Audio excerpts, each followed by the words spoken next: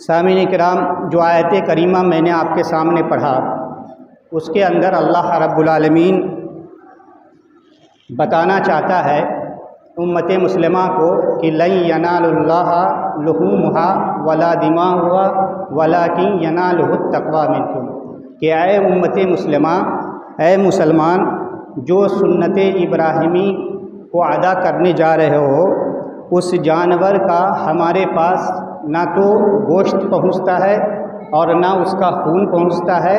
अगर मेरे पास अगर कोई चीज़ पहुँचती है वो तुम्हारा तकवा है। अब तकवा किसको कहते हैं ये आप समझ लीजिए। हज़रत उमर बिन ख़त्ताब रज़ी अल्लाह ताला अन्हु से एक सहाबी सवाल करते हैं कि तकवा से आप क्या माना समझते हैं, या तकवा का आप क्या माना बयान करते हैं। तो हज़रत उमर बिन ख़त्ताब रज़ी अल्लाह ताला अन्हु कहते हैं कि तुम ये समझ लो कि एक रास्ते जिसके दोनों तरफ कांटेदार झाड़ियाँ हों, यानी दोनों रास्ते के दोनों तरफ कांटा लगा हुआ पेड़ लगा हुआ, यानी बबूल का दरख्त हो या जिलेबी का दरख्त हो, आप इस तरह समझें, दोनों तरफ, और रास्ता बिल्कुल तंग हो, यानी रास्ता फरावानी के साथ नहीं हो कि आप टहलते हुए घूमते हुए और इधर उधर करते हुए आप पहुंच जाएं, बल्कि तंग रास्ता हो और उस रास्ते को आप में जाना है और अपने दामन को उस कांटों से बचा लेना है, यही तकवा है। यानी हज़रत उमर बिन ख़त्ताब रज़ी अल्लाह ताला अन्हु का कहना हुआ कि दुनियावी ज़िंदगी के अंदर अगर कोई मुत्तकी और परहेज़गार बनना चाहता है तो दुनिया के तमाम बुराइयों से अपने दामन को बचाते हुए अगर वो मंजिल मकसूद तक पहुंच गया तो वो मुत्तकी और परहेज़गार है। और अल्लाह रब्बुल आलमीन ने कहा कि लन यनालुल्लाह लुहूमुहा वला दिमाउहा वलाकिन यनालुहुत तक़वा मिनकुम, कि हमारे पास सिर्फ तकवा पहुंचता है, गोश्त आप खा जाते हैं, खून ज़मीन पर बह जाता है, और अल्लाह रब्बुल आलमीन के अंदर जो आपकी खुलूस और लायत है वही पहुंचता है। हम तमाम लोगों ने कुर्बानी अल्लाह के फजल व करम से अल्लाह की रज़ा के लिए पेश किया। चंद अहम मसाइल मैं आपको बताना चाहता हूँ, बहुत ज़रूरी चीज़ है। पहले एक मिसाल दे करके आपको कह रहा हूँ, मिसाल दे रहा हूँ, कोई हदीस और कुरान की बात नहीं, ताकि आप समझ जाएं कि इंसान अल्लाह रब्बुल आलमीन के पास उसकी कुर्बानी कैसे पेश होती है, या अल्लाह रब्बुल आलमीन की रज़ामंदी कैसे हासिल हो सकती है। एक बस के अंदर 50 सवार हो करके अपने घर से निकलते हैं। निकलने के बाद रास्ते में बहुत ज़ोर की बिजली कड़कती है, यानी इस कदर बिजली कड़कती है कि आदमी डर के मारे खौफ की वजह से सिमट जाता है। उस वक्त का ये मामला था कि बस पर बिजली उसी वक्त गिरेगी, इसका मतलब ये होता था कि उस बस में कोई ना कोई गुनहगार आदमी है। तमाम बस के लोगों ने ये फ़ैसला किया कि सामने जो पेड़ है उस पेड़ के पास हर एक आदमी बेराबारी करके, यानी एक एक करके जाए, उस पेड़ को छू के आए। जो गुनहगार होगा उस पर बिजली गिर जाएगी, बाकी लोग बच जाएंगे। जो गुनहगार होगा उस पर बिजली गिर जाएगी, बाकी लोग बच जाएंगे। ये हमदर्दी के नाते ऐसा किया गया।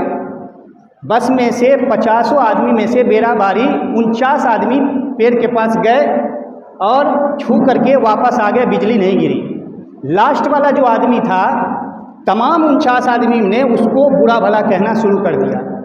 कहा कि तुम ही गुनाहगार आदमी, हम लोग 49 आदमी गए, बिजली नहीं गिरी, हमारे ऊपर कोई आफत नहीं आया, हमारी कोई आजमाइश नहीं हुई, और तुम आखिर में बच गए हो, इसका मतलब है तुम ही गुनाहगार हो। इसलिए तुम जाओ, और बाकी लोग 49 आदमी मुतमईन हो गए कि अब बिजली उस पर गिरने वाली। लेकिन वो 50वां आदमी जब उस पेड़ के पास गया तो बिजली उस 49 आदमी पर गिरा, यानी उस बस पर बिजली आ गई। वही एक बंदा था जो अल्लाह रब्बुल आलमीन का महबूब बन गया। आप 50 कुर्बानियाँ दे दें, आप कई लाख की कुर्बानियाँ दे दें, अल्लाह रब्बुल आलमीन को वही कुर्बानी पसंद है जो मुत्तकी और परहेज़गार का है, चाहे वो बकरे 500 का ही क्यों ना हो और 5000 ही का क्यों ना हो। तो अल्लाह रब्बुल आलमीन उसी बंदे से खुश होता है जो अल्लाह रब्बुल आलमीन के लिए अपनी कुर्बानी पेश करता है। इब्राहीम अलैहिस्सलाम की सुन्नत को हम और आप अदा कर रहे हैं। ख़ानदान दर ख़ानदान से चले आ रहे हैं, हम और आप सुनते आ रहे हैं कि ये सुन्नत इब्राहिमी को अदा कर रहे हैं। सुन्नत इब्राहिमी की एक पहलू भी हमारे अंदर मौजूद नहीं है। हज़रत इब्राहीम अलैहिस्सलाम जिस घर में पैदा हुए वो घर बुतों का गहवारा था।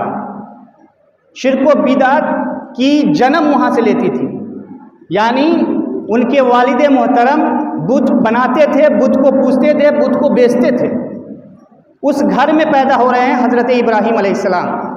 हम और आप अल्लाह का फजल व करम है, अल्लाह का लाख लाख शुक्र है कि ऐसे घर में पैदा हुए हैं जिस घर में ला इलाहा इल्लल्लाह मुहम्मदुर रसूलुल्लाह का कलमा पढ़ने वाला है। अल्लाह का बहुत बड़ा शुक्र है। और ये सबसे बड़ी नेमत है कि हम उस घर में पैदा हुए जिस घर में ला इलाहा इल्लल्लाह मुहम्मदुर रसूलुल्लाह का परचम लहराया जाता है, उसकी गीत गाई जाती है, उसकी बोली बोली जाती है। इब्राहीम अलैहिस्सलाम ऐसे घर में पैदा हो रहे हैं जहाँ शिर्क व बिदअत है। इब्राहीम अलैहिस्सलाम ने उसी वक्त अपने वालिद मोहतरम से झगड़ा कर लिया।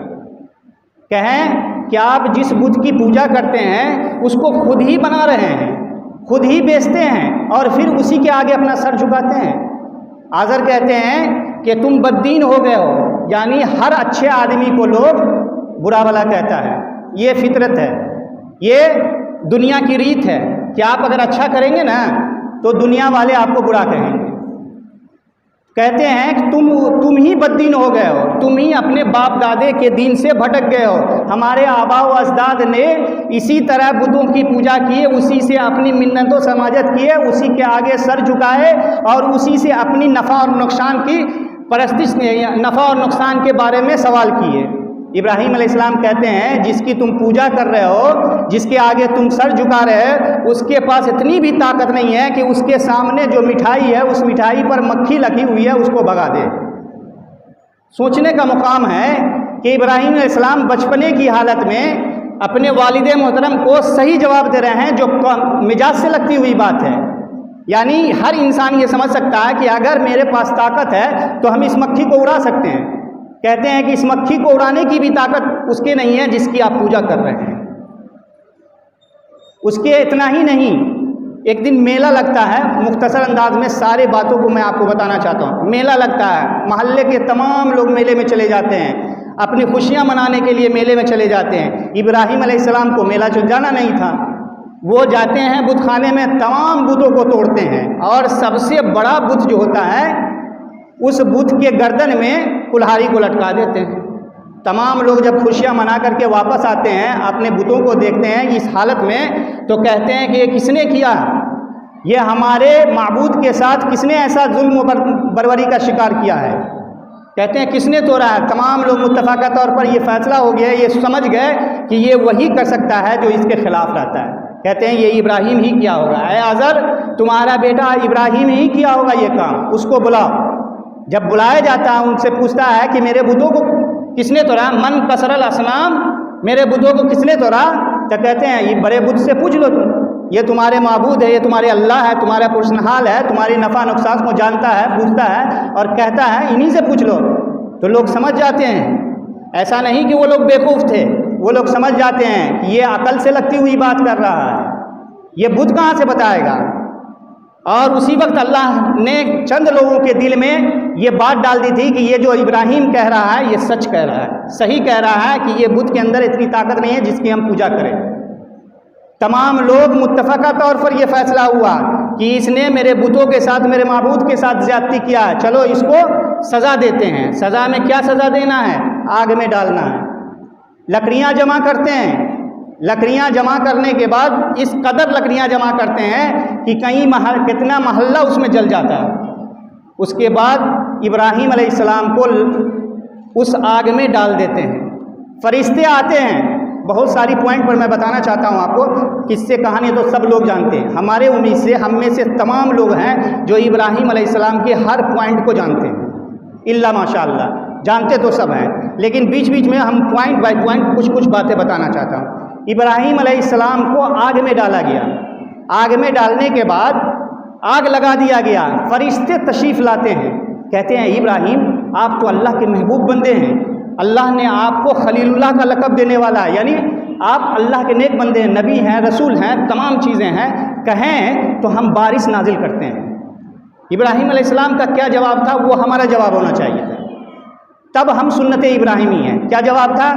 कि जिस रब की रज़ा के लिए, जिस रब के खातिर मुझे आग में डाला गया है, वही रब मेरी हिफाजत फरमाए, वही रब मुझे इस आग से निजात देगा। तो रब के बारे में जब बात आई, जब आप कुल्ली तौर पर खुलूसो लिल्लाहियत के साथ आपके अंदर ये तकवा होगा कि हम ये रज़ा अल्लाह के लिए कर रहे हैं, तो अल्लाह ने कहा या नारुकूनी बरदम व सलामन अला इब्राहिम, मेरे बंदे ने मुझसे मदद मांगी है, मदद करने वाला सिर्फ मैं हूँ, मैं ही किसी के बीमारी को शफा दे सकता हूँ, किसी को आग से बचा सकता हूँ, या किसी को मरने से बचा सकता हूँ, या किसी को नुकसान पहुँचने से बचा सकता हूँ। तो रब ने कहा ऐ आग तू ठंडी और सलामती हो जा। तो ये पॉइंट ये है, बताना ये है कि अगर किसी भी जगह मुसीबत में आप फंसे या हम किसी तरह परेशानी में हो, तो हमारा मददगार सिर्फ और सिर्फ अल्लाह है, उसके अलावा कोई नहीं है। चाहे दुनिया के कितना से कितना सुपर पावर क्यों ना हो जाए, अगर मदद करने वाला है तो सिर्फ अल्लाह रब्बुल आलमीन। लेकिन हमारा सिर्फ ज़ुबान से इस बात पर दावा है, इल्ला माशाअल्लाह, हम सिर्फ अपनी ज़ुबान से ये कहते हैं कि मददगार अल्लाह है। अगर किसी तरह की ज़रूरत पड़ गए तो सूद का कारोबार कर लेने के लिए तैयार हो जाते हैं। किसी तरह की परेशानी में मुब्तला हुए तो ना जाने कौन कौन से जेवर लगा देते हैं, ना जाने अपनी ज़रूरियात के पूरा करने के लिए किस हद तक चले जाते हैं, झूठ सच का इस्तेमाल कर लेते हैं। तो और आप सुन्नत इब्राहिमी अदा करने जा रहे हैं, आप कुर्बानी पेश करने जा रहे हैं। कुर्बानी में तकवा उसी वक्त होगा, या बहुत सारे मुहद्दिसीन किराम ने कहा है कि कुर्बानी उसी की कबूल होगी जो नमाजी होगा। फैसला कर लीजिए, हम नमाजी नहीं हैं, 4 बकरे का कुर्बानी किए हैं, नमाजी नहीं है, 30,000 का जानवर हम ज़बह किए हैं, और नमाज नदारत है हमारी। मुहद्दिसीन किराम का, किसी मेरा नहीं है, मैं नहीं कह रहा हूँ कि जो नमाज नहीं पढ़ता उसकी कुर्बानी होगी, नहीं तो लोग मुझे ही मारेंगे। मुहद्दिसीन किराम जो हदीसों का मुताला करते हैं, जिसको कमांड है हदीस के ऊपर, जो मुहद्दिसीन है, हदीसों का दर्स देते हैं, उन लोगों का कहना है कि जो बेनमाजी है उसकी कुर्बानी जायज़ नहीं हो। एक पॉइंट ये भी है, आप समझ लीजिए आप कितने नमाजी हैं और कितनी कुर्बानी किए हैं। चमड़ा खरीदने वाले से अगर पता लग जाए तो अल्हम्दुलिल्लाह महल्ले के हर फर्दिल्ला माशाअल्लाह, मतलब 100 में से 10 आदमी नहीं दिए होंगे, 90 आदमी तो दिए होंगे, और मस्जिद में मुसल्ली 5 आदमी, बाकी सब बच्चे, इल्ला माशाअल्लाह एक सफ़ हो जाए तो बाकी एक सफ़ में 30 आदमी अट रहे होंगे, 30 आदमी की कुर्बानी कबूल होगी। बाकी लोगों का कुर्बानी अल्लाह बेहतर जानता है आप किस नीयत से दिए होंगे। इसके बाद कहा गया है कुर्बानी उसी की कबूल होगी जिसका रिस्क हलाल होगा। हम नहीं कह रहे हैं कि आप हराम कमाई करते हैं, हम नहीं कह रहे हैं कि हम हराम कमाई करते हैं, लेकिन आपका दिल तो जान रहा है कि आप गलत करते हैं कि सही करते हैं। आप जो कुर्बानी का जानवर 25,000 और 30,000 में खरीदे हैं, कहाँ से पैसा लाए हैं और कहाँ लगा रहे हैं, यह आप बेहतर जानते हैं। तो कुर्बानी कबूल होने के लिए एक शर्त ये भी है कि आपका पैसा हलाल होना चाहिए, रियाकारी और दिखलावा नहीं होना चाहिए। बड़े से बड़े बकरा जानवर जमा कर ले और कुर्बानी पेश कर दे, अल्लाह के यहाँ लन यनालल्लाह लुहुमुहा वला दिमाहुहा वलाकिन यनालुहु तक़वा मिनकुम, यानी तकवा जब आपका पहुँचेगा हलाल रिस्क होगा तब। इल्ला माशाअल्लाह ऐसे हैं कि ऐसा हलाल नहीं है। आदम अलैहिस्सलाम के ज़माने में कुर्बानी कबूल होने का एक निशानी था कि अल्लाह की राह में पेश कर देते थे कुर्बानी को, अल्लाह रब्बुल आलमीन आसमान से आग नाजिल करता, उसकी कुर्बानी को जला देता और वो लेके चला जाता, यानी उसकी कुर्बानी कबूल हो जाती। अब तो अगर ऐसा हो जाता तो हम सब फंस जाते हैं, इल्ला माशाअल्लाह। अगर ऐसा अल्लाह रब्बुल आलमीन का कोई नियम अभी के दौर में होता कि कुर्बानी उसी की कबूल होगी कि आसमान से अल्लाह रब्बुल आलमीन नाजिल करेगा और उसकी कुर्बानी लेकर चला जाएगा, तो हम लोग कोई इल्ला माशाअल्लाह नहीं कामयाब होते, फंस जाते, दिखावा हो जाता, दिखला जाते कि हम कितने परहेजगार हैं, कितने मुत्तकी हैं। ये अल्लाह का फजल करम है कि हमारी अयूब पर अल्लाह रब्बुल आलमीन पर्दा डाले हुआ है। ये अल्लाह का रहमो करम है कि अल्लाह रब्बुल आलमीन हमारे ऐब पर पर्दा डाल करके आपको मोहलत दिया हुआ है कि जब तक अल्लाह रब्बुल आलमीन ने सांस दिया है अल्लाह की बारगाह में झुक जाएं, अल्लाह की रज़ा हासिल करें, अल्लाह का हुक्म और अल्लाह की मोहब्बत हासिल करें। इब्राहीम अलैहिस्सलाम को अल्लाह रब्बुल आलमीन से मदद मांगा, अल्लाह रब्बुल आलमीन ने बचाया। कहा या नारुकूनी बरदम व सलामन अला इब्राहीम, ए आग तू ठंडी और सलामती हो जाए इब्राहिम अलैहिस्सलाम पर, ऐसा ठंडा नहीं हो जाए फ्रीज़र के जैसा जो इब्राहिम अलैहिस्सलाम बर्फ़ के मारे यानी बर्फ़ बन जाए। कहा कि अच्छा सही सलामत जिस तरह इंसान ज़िंदगी गुजारता वैसी ज़िंदगी। लोग देख रहे हैं कि अरे इसको आग में डाला, आग की खासियत है जला देना, ये तो मज़े कर रहा है, बैठे हुआ है खूब अच्छे से। तो इतनी ही आजमाइश नहीं है। इब्राहिम अलैहिस्सलाम को अल्लाह रब्बुल आलमीन ने हज़रत हाजरा इनायत फरमाया। आपको हज़रत हाजरा गिफ्ट में मिला था। आपकी अहलिया हज़रत सारा थी। एक बादशाह का उस वाक़े को नहीं मैं बताना चाहता हूँ, आपको गिफ्ट में मिला। बहरहाल गिफ्ट में मिलने के बाद बड़ी अरसा के बाद लोग बयान करते हैं, बहुत सारे लोग बयान करते हैं 80 साल की उम्र में, एक यानी माकूल वक्त बताते हैं या समझ लीजिए मुनासिब वक्त बताते हैं, लेकिन ये कैद नहीं है कि 80 साल की उम्र थी। लेकिन मुअम्मर हो चुके थे, यानी बूढ़े हो चुके थे, जिस उम्र में इंसान ये उम्मीद किया जा सकता था कि औलाद नहीं होती है, ऐसे उम्र में आप पहुंच चुके थे। रब से कहा कि रब हबली मिनस सालिहीन। आज हमको अगर किसी चीज़ की ज़रूरत है, अल्लाह का शुक्र है कि हम लोग मज़ार पीर बुजुर्ग से दूर होते हैं, नहीं तो बहुत सारे ऐसे कलमा पढ़ने वाले हैं जिसको अपनी औलाद मांगना हो तो कचौचा शरीफ, अजमेर शरीफ, ना जाने कितना मनेर शरीफ और कौन कौन शरीफ जाते हैं। मैं वादे के साथ कसम खा के कह रहा हूँ कि अगर किसी को औलाद कोई शख्स दे सकता है और देता तो सबसे पहले हम मांगने जाते हैं कि अल्लाह मुझे भी एक बेटा दे दीजिए। अल्लाह के अलावा अगर कोई होता, देने वाला होता, तो हम भी चले जाते और बड़ी मिन्नत से 1 2 3 कम से कम 16 17 मांग लेते। लेकिन देने वाला नहीं है, देने वाला सिर्फ और सिर्फ अल्लाह रब्बुल आलमीन। यानी अगर अल्लाह के अलावा कोई दे सकता है तो बताएं, आप उसका रास्ता बताएं, हम भी चलेंगे भाई, हमको भी ज़रूरत है। ऐसा नहीं है, सिर्फ और सिर्फ अल्लाह देना है। तो रब ने इब्राहीम अलैहिस्सलाम ने क्या कहा कि रब हबली मिनस सालिहीन, ऐ अल्लाह रब्बुल आलमीन, वो मुअम्मर हो चुके हैं थे, ज़ईफ़ हो चुके हैं, अब दिन करीब हो चुका आपसे मिलने का, ऐ अल्लाह रब्बुल आलमीन एक नेक साले औलाद अता फरमा दीजिए जो हमारी विरासत को संभाल सके, अल्लाह और उसके रसूल की बातों को अल्लाह उम्मतों तक पहुँचा सके। तो कहते हैं अल्लाह रब्बुल आलमीन ने कहा फ़बश्शरनाहुम बिग़ुलामिन हलीम, कि इब्राहीम अलैहिस्सलाम नेक ही बेटा नहीं दे रहा है, अक्लमंद बुर्दबार बेटा दे रहे हैं। इसलिए दे रहे हैं ताकि आगे वाले जो मरहला है उस मरहले में अगर सिर्फ और सिर्फ बेटा दे देंगे तो कामयाब नहीं होंगे, बुर्दबार बेटा देंगे तब कामयाब होंगे। तो अल्लाह रब्बुल आलमीन ने खुशखबरी दिया फ़बश्शरनाहुम बिग़ुलामिन हलीम, एक अक्लमंद बुर्दबार बेटा जो जी होश बेटा हम आपको इनायत कर रहे हैं। अल्लाह रब्बुल आलमीन ने इस्माइल अलैहिस्सलाम की वलादत हुई। इस्माइल अलैहिस्सलाम अभी दूध ही पी रहे थे, शेरखार बच्चे थे।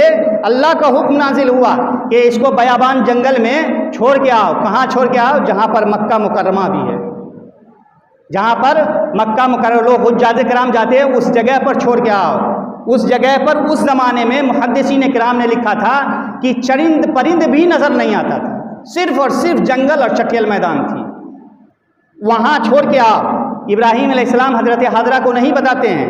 इब्राहीम अलैहिस्सलाम ज़्यादा सफ़र बांधते हैं, यानी सफ़र के जो इखराजात होता है, थोड़ा खाना पीना लेते हैं और चलते हैं।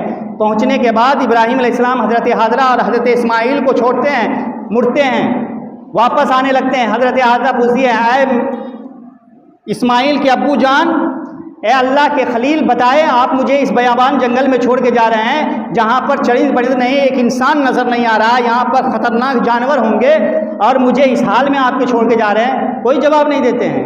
आज हमारी माँ और बहनें अपने शौहरों पर 100 ताने मारती है, किसी कोई फ़ैसला ले ले जो उनके ख़िलाफ़ हो वक्ती तौर पर, तो वो न जाने क्या क्या ड्रामा कर लेंगी। सुने हमारी माँ और बहनें, हज़रत हाजरा कहती हैं आप इस बयाबान जंगल में मुझे छोड़ के जा रहे हैं, मेरे पास खाने पीने की भी चीज़ नहीं है, चंद चीज़ें छोड़ के जा रहे हैं, आप कुछ नहीं जवाब देते हैं। फिर सवाल करती है, फिर जवाब नहीं देते हैं। दामन पकड़ के कहती है, इब्राहीम आपके हम शरीके हयात हैं, आपकी हम बीवी हैं, ये बच्चा मेरे ऊपर तरस तो नहीं आ रहा है, इस बच्चे पर तो कम से कम तरस खाइए। बड़ी मिन्नतों समाजत के बाद बड़ी अल्लाह रब्बुल आलमीन के सामने गिड़गिड़ा कर मांगे हैं और उसको इस जंगल में छोड़ के जा रहे हैं। तो हज़रत इब्राहीम अलैहिस्सलाम कहते हैं ये अल्लाह का हुक्म है, यानी ये अल्लाह रब्बुल आलमीन का हुक्म है, इसलिए छोड़ के जा रहे हैं। तो हज़रत हाजरा कहती है जब अल्लाह का हुक्म है तो आप खुशी खुशी जाइए, जिस अल्लाह ने हमें छोड़ने के लिए यहाँ कहा वही अल्लाह मेरी हिफाजत फरमाए। यानी हज़रत हाजरा और हज़रत इस्माइल और हज़रत इब्राहीम की अदा को अल्लाह रब्बुल आलमीन ने इस कदर पसंद फरमाया कि तीनों की हर अमल को हुज्जाज किराम पर फिक्स कर दिया, क़यामत के दिन तक होता रहेगा। हज़रत हाजरा अलैहिस्सलाम अपने सिरखार बच्चे को लेकर के वक्त गुजारते, चंद दिनों का खुराक था, खुराक ख़त्म होने के बाद सीने में दूध भी नहीं आ रहा है कि बच्चे को दूध पिलावें। हमारी माँ और बहनें, हमारे नौजवान सुने, यानी इस कदर खाना ख़त्म हो गया कि सीने में दूध ख़त्म हो गया कि बच्चे को दूध पिलाएं। ऐसी माँ होनी चाहिए आज के ज़माने में, तो आज भी हो इब्राहीम सा ईमा पैदा आग कर सकती अंदाज़े गुलिस्ता पैदा। यानी हज़रत हाजरा जैसी माँ आज भी अगर हो तो इस्माइल जमजम निकला है आज भी कुआं जारी हो जाएगा, ये इस बात पर यकीन है। तो बहरहाल सफ़ा और मरवा पर दौड़ती है, बालू के रेत पर जब आप देखेंगे बालू को दूर से तो लगेगा कि पानी का एकदम पानी है, यानी पानी की रेत है, पानी की नदियाँ हैं। हज़रत सारा अलैहिस्सलाम सफ़ा पहाड़ पर चढ़ करके देखती हैं तो मरवा के सामने नज़र आता है कि वो वहाँ पानी का है, दौड़ती हुई जाती है कि जिस बच्चे को दूध पिलाना है कम से कम पानी तो मिल जाए। देखती है वहाँ भी पानी है, वहाँ से देखती हैं कि सफ़ा पर पानी नज़र आ रहा, वहाँ दौड़ती है। इस तरह 7 चक्कर लगाती है। अल्लाह रब्बुल आलमीन ने इस कदर पसंद किया कि हुज्जाज किराम को ये लाजिम कर दिया कि हज में ये अरकान में से एक रुकन है कि सफ़ा मरवा का सही करना है और 7 मरतबा सही करना। अल्लाह का फजल करम है, अल्लाह रब्बुल आलमीन कबूल फरमाए, वो जगह आंखों से देखा। उस ज़माने में जो परेशानी रही होगी, लोग बयान करते हैं कि तलवा छिल जाता था, तलवा जल जाता था, हकीकत मानों में जलता रहा होगा। अब तो अल्लाह का फजल करम है, अल्लाह का करम है कि ऐसा संगमरमर लगा हुआ है कि आप चलेंगे आप तो दिल करेगा कि वहीं रह जाएं। इतनी ठंडी और इतनी अच्छी वहाँ की आबो हवा है। अब तो वो परेशानी भी नहीं है, लेकिन फिर भी अल्लाह रब्बुल आलमीन ने इस्तिताअत दिया और हज को नहीं जा रहे हैं। हज़रत उमर बिन ख़त्ताब रज़ी अल्लाह तआला अन्हु की एक रवायत है कि जो लोग इस्तिताअत रखने के बाद हज करने नहीं जाते हैं तो उनको अपने करीब महल्ले से अलग कर दो या उसको ईदगाह में आने नहीं दो, यानी उसको बाइकाट कर दो।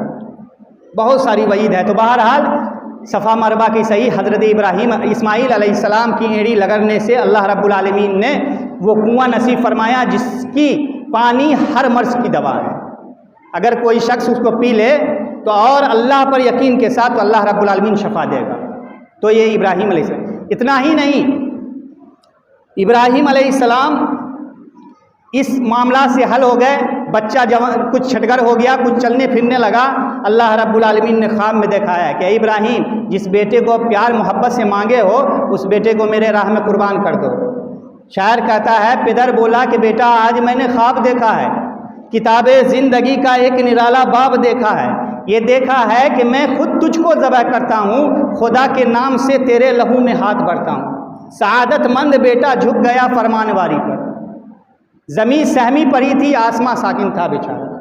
यानी इब्राहीम अलैहिस्सलाम ने कहा इस्माइल से कि बेटा हमने ख्वाब देखा है कि हम तुमको ज़बह कर रहे हैं, अल्लाह ने ये ख्वाब मुझे दिखाया है कि हम तुमको ज़बह कर रहे हैं। तो कहा कि बिल्कुल आप कर गुजरिए, अल्लाह का हुक्म है तो आप कर गुजरिए। हज़रत हाजरा से पूछते हैं कि बेटा को ज़बह करने का हुक्म आया, लेके चलते हैं और चलने के बाद जो ज़बह करते हैं छुरी हल्कुम पर रख भी देते हैं। लेकिन अल्लाह रब्बुल आलमीन को मकसद ये नहीं था कि इस्माइल को ज़बह करना, अल्लाह रब्बुल आलमीन का मकसद था कि आप अल्लाह की रज़ा के लिए क्या क्या कर सकते हैं, क्योंकि अल्लाह ने कुरान में कहा है और ये अल्लाह रब्बुल आलमीन जानते थे, लन यनालल्लाह लुहूमुहा वला दिमाउहा वलाकिन यनालुहु तक़वा। इब्राहीम अलैहिस्सलाम को बेटे के ज़बह करने के लिए अल्लाह ने ख्वाब में नहीं दिखाया। अल्लाह रब्बुल आलमीन ने उनके खुलूस और इलाहियत का इम्तिहान लिया कि इसके अंदर कितना तक़वा है, कितना मुत्तकी और कितना परहेज़गार है, ताकि हम उम्मत मुस्लिमा हमारे जो सुन्नत इब्राहीम अदा करेंगे तो हमको ये पता चले कि इब्राहीम अलैहिस्सलाम बेटे को भी ज़बह करने जा रहे हैं, लेकिन अल्लाह को मकसद क्या है कि इब्राहीम अलैहिस्सलाम की इम्तिहान और इब्तला और आजमाइश लेना है। इब्राहीम अलैहिस्सलाम के दिल की हकीकत को जानना है कि इब्राहीम अलैहिस्सलाम किस दिल से पेश करना चाह रहे हैं। आज हमारे अगर बेटों की ज़बह करने की बात आती तो न जाने कितने लोग अपने बेटों को कुर्बान कर दिए होते या कुर्बान नहीं करते। मकसद सिर्फ़ और सिर्फ अल्लाह रब्बुल आलमीन को है कि इंसान मुत्तकी और परहेज़गार बन जाए। और अगर आप मुत्तकी और परहेजगार बनते हैं तो अल्लाह रब्बुल आलमीन आपकी कुर्बानी को कबूल फरमाता है। एक जगह का वाक़या बता रहा हूँ आपको। कुर्बानी का जानवर ख़रीद के हम और आप लाते हैं। अल्हम्दुलिल्लाह हमारे माशरे में भी ऐसा होता होगा। शहरों में देखा हमने कि कुर्बानी के जानवर को हाथ में रस्सी पकड़ के घुमाते हैं। एक ठेला वाला केला लेकर के आ रहा था, एक केला तोड़ करके उस खस्सी को खिला दिया। केला वाला कहा भाई मेरा पैसा दे दो। कहता यार कुर्बानी का खस्सी है, एक केला नहीं खिला सकते हो? कोई बड़ी चीज़ नहीं है, लेकिन ये गौर करना है कि आप कुर्बानी के लिए 25-30 हज़ार का खस्सी खरीद लिए, महल्ले में घुमा रहे हैं और एक गरीब का एक केला आप ज़बरदस्ती खिला दिए। कबूल होगा अल्लाह रब्बुल आलमीन के यहाँ कुर्बानी? यही तकवा है आपका। मैं बहुत सारी बात आपको नहीं बताना चाहता हूँ, बड़े हदीस नहीं आपके बयान करना चाहता हूँ। मैं आपके दिल को झंझोड़ना चाहता हूँ कि अल्लाह तकवा क्या चाहता है। एक केला बहुत बड़ी चीज़ नहीं है, हो सकता है 10 रुपये का होगा, लेकिन आपके खुलूस और इलाहियत पर दाग लग गया सिर्फ 10 रुपये की वजह से। आप जानवर खरीद के लाए हैं, गाय लाए हैं, बैल लाए हैं, बाछी लाए हैं, खस्सी लाए हैं, दूसरे की जजात में आप छोड़ दिए हैं, कुर्बानी का जानवर है खाने दो न। लोग हमदर्दी से छोड़ देते हैं, आपको माफ़ कर देते हैं, लेकिन आपके लिए रवा नहीं है, जायज़ नहीं है कि आप किसी के जायदाद को बगैर इजाज़त के आप खिलाएं। ये सब तकवा, यही छोटी छोटी चीज़ को आप अल्लाह रब्बुल आलमीन पसंद फरमाता है। कुर्बानी के जानवर को आप ज़बह किए हैं, हम में से बहुत से सब लोग ज़बह किए हैं। ज़बह करने के बाद कितने गुरबा और मसाकीन में तकसीम किए हैं। अल्लाह के रसूल सल्लल्लाहु अलैहि वसल्लम के ज़माने में सहाबा किराम का अमल ये था कि जब कुर्बानी करते आप तो कुर्बानी के जानवर को 3 हिस्सों में तकसीम करते। एक हिस्सा घर वालों के लिए रखते, यानी अपने लिए रखते, एक रिश्तेदारों के लिए रखते और एक गुरबा मसाकीन के रखते। और भी बहुत सारे मसाइल है इस ज़िम्न में, बहुत सारे लोगों ने बहुत सारे 6 हिस्सों में तकसीम करने के लिए बताया, बहुत सारे लोगों ने बहुत सारे, लेकिन मुत्तफ़क़ा तौर पर ये रवा है, ये जायज़ है, ये तरीक़ा है कि 3 हिस्सों में तकसीम करते। आप सल्लल्लाहु अलैहि वसल्लम अगर किसी को जानवर का गोश्त देते तो एक अंग काट के देते थे, यानी 10 आदमी को देते। मान के चलिए एक खस्सी मैंने ज़बह किया, खस्सी में 4 पैर होता है, एक सीना होता है, 2 फट्टी, मान के चलिए 8 जगह लगा देंगे, 8 हिस्सा तकसीम कर देंगे। अगर हम अपने रिश्तेदार को दे रहे हैं तो 1 रान अगर देना तो 1 रान ही देंगे। हम 10 आदमी को देंगे, लेकिन इस तरह देंगे कि वो मुतमईन हो जाए। 2 बूटी 4 बूटी दे रहे हैं, आप पूरे मोहल्ले में तकसीम कर रहे हैं। ये ज़रूरी नहीं है पूरे मोहल्ले में तकसीम करना, चंद ही आदमी को आप दे, हर 10 घर पर 1 आदमी 10 घर को पहुंचा दे, काफ़ी है। और हमारे मुआशरे में ये बात भी देखा जाता है कि हम अगर कुर्बानी दिए हैं तो हमारे दोस्तों अहबाब हमको अगर कुर्बानी का गोश्त पेश कर रहे हैं तो कहेंगे ना हम कुर्बानी तो दिए हुए हैं, यानी हम नहीं लेंगे। ये भी गलत तरीका है। हम अपने रिश्तेदार को कुर्बानी का गोश्त कुर्बानी दिए भी हैं तो दे सकते हैं, और वो भी आपको दे सकते हैं, इसमें आप मायूब नहीं समझा जाएगा। लेना भी सही है और देना भी सही है, इसमें कोई एतराज़ नहीं। आज जो नहीं दिए कुर्बानी उसका तो हक है आपको कि पहुँचाएँ। आप अपने रिश्तेदार में या गुरबा मसाकिन अपने मोहल्ले में अड़ोस पड़ोस में अगर जो कुर्बानी नहीं दिए उसका हक है कि आप उस तक पहुँचावें। तो ये सब बारी चीज़ें। और दूसरी बात ये है कि कुर्बानी के जानवर को ऐसा ख़रीदें, ऐसे कुर्बानी के जानवर को ख़रीदें जो कुर्बानी मायूब हो, यानी बेऐब हो, जिसका कान कटा नहीं हो, लंगड़ा नहीं हो, लुल्ला नहीं हो। ये सब मसाइल आपने सुन चुका है।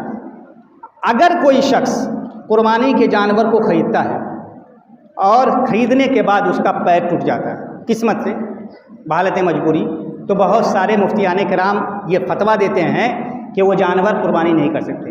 लेकिन सही रवायत है और मुहद्दिस किराम का ये फतवा है और मुहद्दिस किराम ने इसको उजागर किया है कि ऐसे जानवर जो आप खरीद चुके हैं, उस वक्त बेऐब थी, कान कटा हुआ नहीं था, लंगड़ा नहीं था, सींग टूटा हुआ नहीं था, लेकिन आप खरीद के लिए आए, अचानक कुर्बानी करने जा रहे हैं, उससे 2 घंटा पहले उसका सींग टूट गया, उसके पैर में मोच आ गया, तो उस जानवर का कुर्बानी आप कर सकते हैं, उसमें कोई एतराज़ नहीं। और भी बहुत सारे मसाइल है जिसको बयान किया जा सकता है।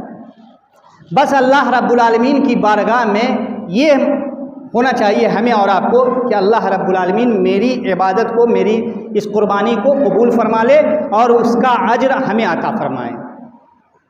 और गौर करने की बात यह है कि कुर्बानी के अहकाम और मसाइल से आप वाकिफ़ रहें और सही तरीक़ा से आप कुर्बानी पेश करें, ताकि अल्लाह रब्बुल आलमीन आपकी रज़ा और अल्लाह रब्बुल आलमीन की रज़ा आपको हासिल हो।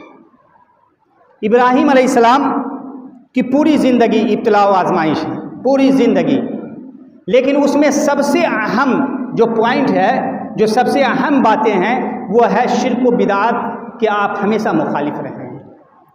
शिर्क व बिदात के आप हमेशा मुखालिफ रहें, यानी पैदाइश से लेकर वफ़ात तक आप शिर्क के ही मुखालिफ रहें, और उसी की वजह से आपको हर जगह परेशानी और मुसीबतों का सामना करना पड़ा। आज हमारे मुआशरे में बहुत सारी शिर्क पैवस्त हो चुकी है। आज हम कुर्बानी भी किए हैं और अल्लाह रब्बुल आलमीन की रज़ा की हासिल भी किए हैं और शिर्क में भी मुब्तला हैं। अल्लाह रब्बुल आलमीन ने कुरान मजीद में बयान फरमाया, इन्नल्लाह ला यग़फ़िरु अन युश्रक बिही व यग़फ़िरु मा दून ज़ालिका लिमन यशा। अल्लाह के अलावा अल्लाह रब्बुल आलमीन की इबादत, अल्लाह रब्बुल आलमीन के शरीक के अलावा अगर पूरी ज़मीन व आसमान के बराबर भी अगर आप गुनाह कर लेते हैं तो अल्लाह रब्बुल आलमीन अगर चाहे तो आपको माफ़ फरमा देगा, और अगर नहीं चाहेगा तो आपको सज़ा देगा।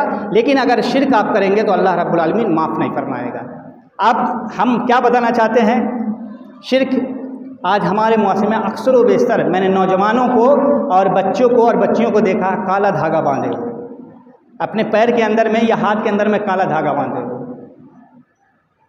जिनके पास है आज समझ लीजिए, अल्लाह के रसूल सल्लल्लाहु अलैहि वसल्लम बयान फरमाते हैं, मन तअल्लका तमीमतन फ़क़द अशरका, कि जिसने गंडा तावीज़ लटकाया उसने शिर्क किया, काला धागा जिसने लटकाया उसने शिर्क किया। और शिर्क के बारे में अल्लाह ने कहा, इन्नल्लाह ला यग़फ़िरु अन युश्रक बिही व यग़फ़िरु मा दून ज़ालिका लिमन यशा।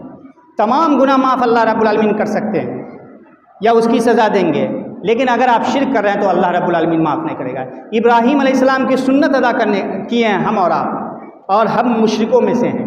हमारे पैर में काला धागा बांधा हुआ है, बहुत सारे नौजवान हमारे हाथ में कड़ा पहने हुए हैं। अल्लाह के रसूल सल्लल्लाहु अलैहि वसल्लम की हदीस है, मन तशब्बहा बिकौमिन फहुवा मिनहुम।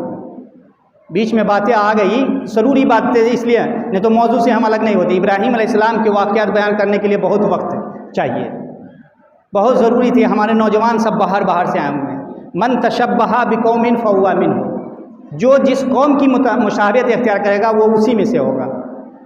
आज हमारे नौजवान के बाल देख लीजिए, हमारे नौजवान का कपड़ा देख लीजिए, हमारे नौजवान के हाथ में कड़ा देख लीजिए, हमारे माँ और बहनें गंडा पहनी हुई है, पैर में या हाथ में काला धागा बांधी हुई है। ये सब ज़रूरी है दोस्तों। दुनिया में लाख आप स्मार्ट बन जाएं, लाख खूबसूरत आप बन जाएं, लेकिन आपकी खूबसूरती वही है जो अल्लाह रब्बुल आलमीन की रज़ा। आप कड़ा पहनने से समझते हैं हम बॉस हैं या हम हीरो बन गए हैं। अरे हीरो वही है जिससे अल्लाह खुश होता है। अल्लाह के रसूल सल्लल्लाहु अलैहि वसल्लम से भी बड़ा कोई हीरो है? आप सल्लल्लाहु अलैहि वसल्लम के सहाबा किराम से भी बड़ा कोई है? हज़रत उमर बिन खत्ताब रज़ी अल्लाह ताला अन्हु से भी बड़ा कोई हीरो बन सकता है? हीरो का माना है वो होता है जो आज फिल्मों में देखा है, वो हीरो मत समझिए। हीरो मतलब बहादुर। अरे जब हज़रत उमर बिन खत्ताब रज़ी अल्लाह ताला गुजरते तो शैतान रास्ता हट जाता था। है कोई माई का लाल या कोई बड़ा से बड़ा पैसा वाला बता दे कि उसके रास्ते से शैतान हट जाता है? उसकी मुशाबहत इख्तियार कीजिए ना। कैसे वो बाल रखे थे, उनके चेहरे पर दाढ़ी कैसी थी, उनका शक्ल में कौन क्रीम लगता था, उनके आँखों में कौन सा सुरमा इस्तेमाल होता था, उसको आप कीजिए ना, अपनी ज़िंदगी में लागू कीजिए, तो अल्लाह के रसूल सल्लल्लाहु अलैहि वसल्लम की बात साबित हो जाएगी कि आप उमर के तरीका बनना चाहते हैं, उमर के साथ जन्नत में होंगे। आप शाहरुख के साथ बनना चाहते हैं तो शाहरुख के साथ जहन्नम में होंगे। आप हनी सिंह के जैसा बाल कटाइएगा, हनी सिंह के साथ जहन्नम में रहिएगा। जाइए, जैसा मन तशब्बहा बिकौमिन फहुवा मिनहुम, जो जिसका मुशाबहत करेगा। नीयत अल्लाह रब्बुल, दिल देख रहा। आपने कुर्बानी पेश किया, आपका कुर्बानी जायज़ उसी वक्त हुआ होगा जब आपके अंदर खुलूस और रियायत होगी, आपके अंदर तकवा हुआ होगा। नहीं तो अल्लाह कबूल नहीं किया होगा। आप खा लिए, रोसी पड़ोसी को खिला दिए, केशो अकारी को खिला दिया, अल्लाह बस ख़त्म। इसी तरह है, आपका नीयत अगर ये है कि हम बाल फलां के तरीक़ा से कटा रहे हैं तो आप उसी के साथ रहिएगा। इसलिए कि जनाब मोहम्मद रसूलुल्लाह सल्लल्लाहु अलैहि वसल्लम का फरमान है और उनका कौल झूठा नहीं हो सकता। हम मौलवी नहीं हैं कि आपके सामने में अच्छी अच्छी बातें कर रहे हैं, जाएंगे पट सा निकाली बक देंगे, दूसरे को पर जुल्म ज़्यादती, ऐसे मौलवी की बात नहीं है। अल्लाह के रसूल ताजदार मदनी अहमद मुस्तफ़ा सरकार दो आलम सैयदुल बशर ख़ातिमुन नबीयीन जनाब मोहम्मद रसूलुल्लाह सल्लल्लाहु अलैहि वसल्लम ने फरमाया, मन तशब्बहा बिकौमिन फहुवा मिनहुम। पैर से लेकर सर तक अगर किसी की मुशाबहत आप इख्तियार करते हैं तो आप उसी में से होंगे और उन्हीं के साथ आप जाएंगे जहां वो जाएगा। तो आज ज़रूरत इस बात की है कि उस तमाम को छोड़े और अगर इख्तियार करना है, अगर उनका मुशाबह इख्तियार करना है तो अल्लाह रब्बुल आलमीन ने फरमा दिया है कि अल्लाह के रसूल सल्लल्लाहु अलैहि वसल्लम से बड़ा आइडियल कोई दुनिया में ना है और वही हमारे लिए नमूना है, उस्वा है और उन्हीं के तर्ज़ अमल पर हम ज़िंदगी गुजारे। बाल भी हम वैसे ही रखेंगे, कपड़ा भी हम वैसे ही पहनेंगे और हम बात भी वैसे ही करेंगे, हम चलेंगे भी वैसे ही, हम खाएंगे भी वैसे ही जैसे कि जनाब मोहम्मद रसूलुल्लाह सल्लल्लाहु अलैहि वसल्लम ने कहा है और किया है।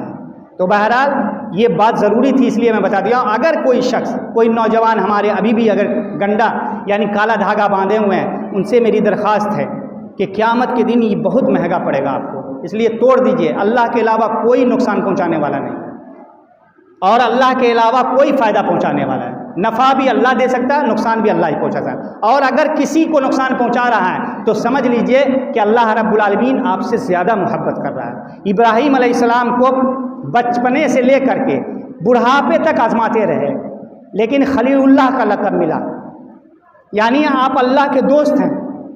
बेटा मिला, बेटा को कुर्बानी करवाए, बीवी को छुड़वाए, आग में डलवाए यानी सारी मुसीबतें आई। तो अल्लाह जिससे मुसीबत देता है, अल्लाह जिसको परेशान करता है, तो समझ लीजिए अल्लाह उससे ज़्यादा मोहब्बत करता है। और अपने मुआशरे के अंदर में आप भी समझ ले कि जिस बेटे या जिस औलाद से ज़्यादा मोहब्बत होती है, उस औलाद को बार बार आदमी कहता है फलां चुनो, ये काम करो, ये काम करो, जिससे ज़्यादा मोहब्बत होती है। तो अल्लाह रब्बुल आलमीन उसी को आजमाता है, उसी को परेशान करता है जिससे अल्लाह रब्बुल आलमीन मोहब्बत करता है या अल्लाह रब्बुल आलमीन का महबूब बनाना चाहता है। तो अगर आपको परेशानी है तो धागा आपको शफ़ा नहीं दे सकता है या कोई डॉक्टर शफ़ा नहीं दे सकता है, बल्कि अल्लाह ही रब्बुल आलमीन शफ़ा देगा, अल्लाह रब्बुल आलमीन ही निजात देगा। आखिर में अल्लाह रब्बुल आलमीन से दुआ है कि रब्बुल आलमीन हम तमाम लोगों को कुरान और सुन्नत पर अमल करने की तौफीक अता फरमाएँ।